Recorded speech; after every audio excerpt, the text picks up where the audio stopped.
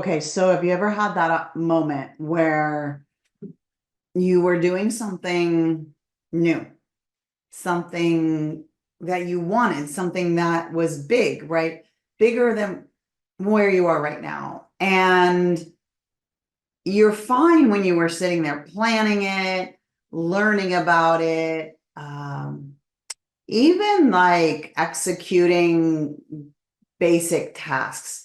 But when it came to doing bigger things, like putting yourself out there or making the investment or reaching out to someone that you wanted to collaborate with or something that just was bigger, that would mean like you put your foot in the sand over here and you no longer were in the sandbox over here, right?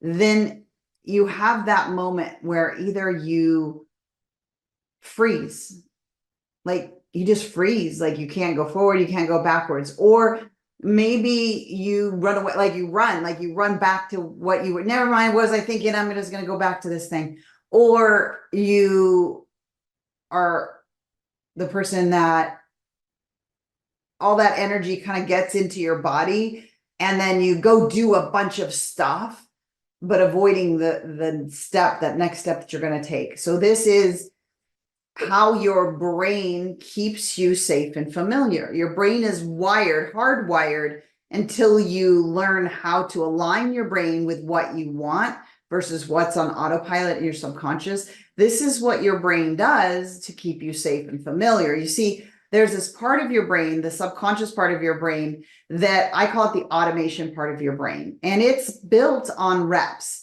And guess when the majority of the repetition around you happened? It happened in childhood, young adulthood. Your prefrontal cortex, that part of your brain that can call BS on stuff and that can tell yourself to simmer down and can work through things, that doesn't fully develop until you're 25 years old.